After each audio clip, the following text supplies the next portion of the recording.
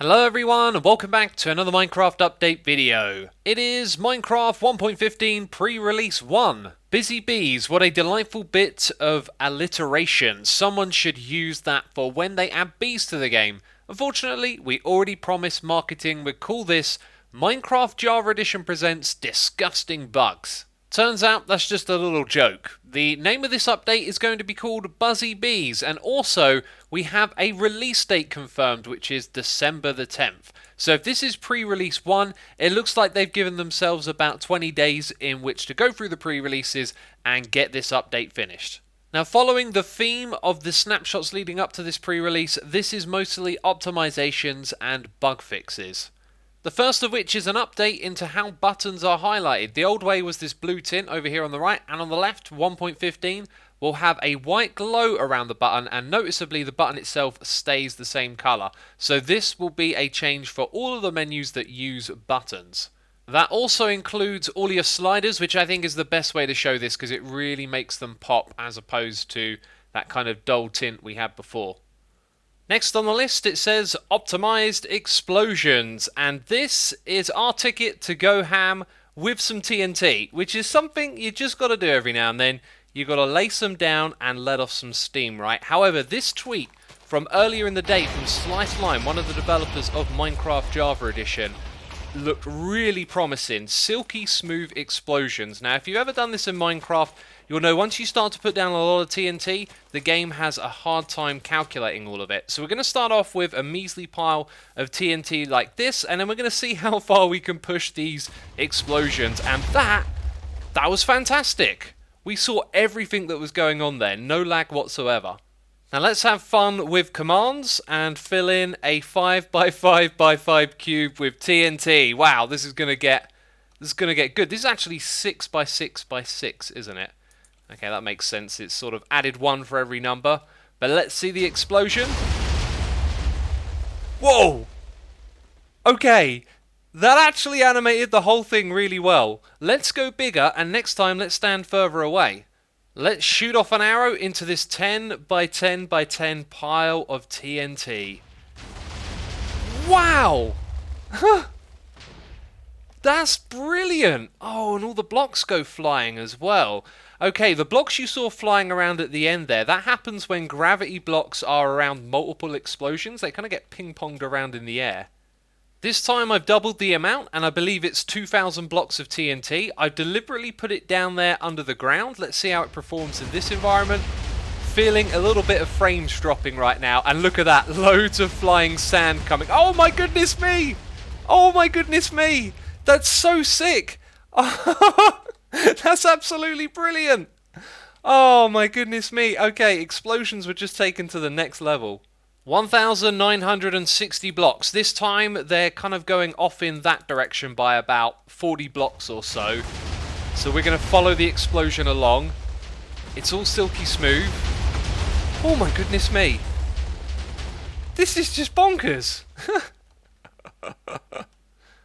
Okay, you've been given fair warning. The next few minutes of this video are probably going to be nothing but TNT explosions, okay?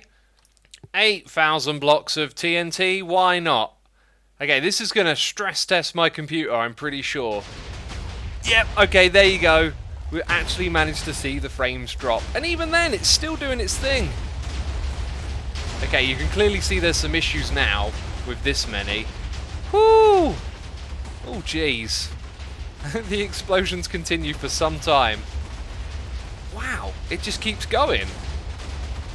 This feels a little bit different now. When is this going to stop exactly?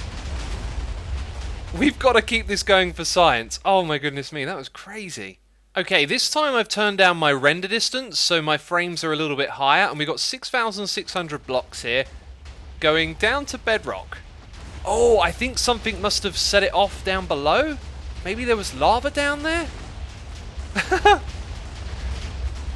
Okay, well, you can see the FPS on the screen as well this time. Well, that is just madness. This is literally hilarious. It just got set off by something down underground. Oh my goodness me, this has definitely been optimized compared to before. Speaking of compared to before, we're now in the previous snapshot with a 10 by 10 by 10 cube. And yet, you see, look at that. Total lag. Absolute wreaking havoc on my computer. Yeah, the optimizations are real, aren't they? They're definitely real. Okay, we're just shy of 16,000 blocks. This will probably be the last one. The render distance has been turned down just a little bit more. I also realized I had the other version of Minecraft running in the background, so everything could have been made a little bit worse. But yeah, this is how it used to be. However, if we were in the previous version right now, the game would have probably crashed already. And this is beautiful. This is like music to my ears. Okay, I think I've had enough fun with the TNT for now. Do you think that the way the TNT explosions go on like this for a while is a little bit funky? It's like 30 seconds later and they're still exploding. Not sure how I feel about that. But it is a very pretty sight. Wow. I love this optimization.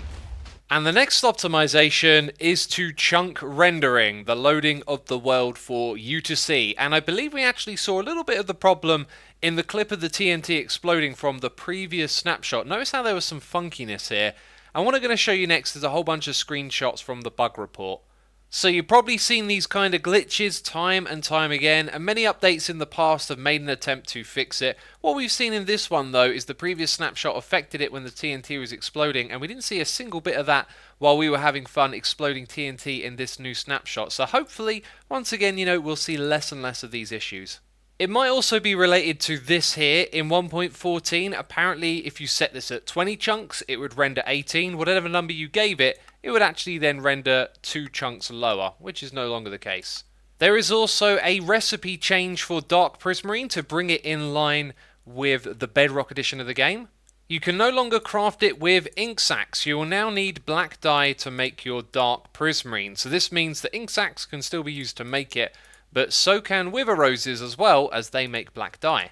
Changes have been made to resource packs as well. There are now attempts inside of the games to make older, outdated ones more compatible with the current version. All of these though are outdated because the resource pack has been updated to version 5, and I believe all of these were version 4 and it would have said compatible with in the last snapshot. The burn time of scaffolding has been increased when used in furnaces as well, so one piece of scaffolding will smelt 2 blocks. Now, there were a bunch of bug fixes related to the comparator, and I couldn't quite get my head around exactly what they meant in terms of how you play Minecraft, like a practical use for a comparator. Well, here is a comparator update detector, and the good news is this still works. So these bug fixes haven't removed this feature from the game, which is kind of cool. And yes, we are in 1.15 pre-release 1.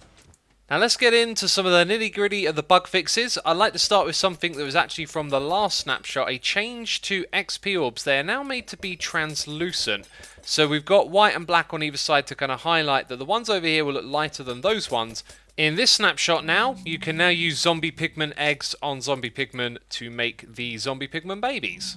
At some point or another, this made its way into the game, being able to place things like buttons and levers on the side of the leaf blocks. This is not normal behavior, and it has been returned to normal, so you won't be able to do this. And for one reason or another, berry bushes also stopped slowing down the player, which is a feature they're supposed to have, so in 1.15 that will be fixed. And I'm happy to report that this rendering issue I showed in the last video was reported and has also been fixed as well. And here are a couple of issues I was unable to recreate myself. There is some funkiness with hitboxes colliding with other hitboxes and then causing that entity or model to be rendered dark. This also extends to the player standing on soul sand or standing on snow blocks. And here is a video of a minecart going around. When the player block clips with the block the track goes through, you can see that they turn dark for a moment. There was also an issue with cobwebs seemingly slowing the player down and then speeding them back up. And as you can see in this video, it applies to other entities as well. Very strange bug that has been patched in this pre-release. And if you use the built-in Programmer Art resource pack for the old textures, beware that shield banner designs were not working. If we just flick back and forth between these two images, you can see on the old resource pack this wasn't correctly being displayed, which should now be fixed. And that's all I have time to cover for today. As always, there are loads more bugs. You can read about them on the official post, link in the description box down below. A lot of them are rendering issues, kind of the same things we've covered over and over again. And if you've enjoyed this video, then please do leave a like. As always, thanks for the support, and I'll see you very soon, probably with another pre-release video. Ciao for now, bye-bye.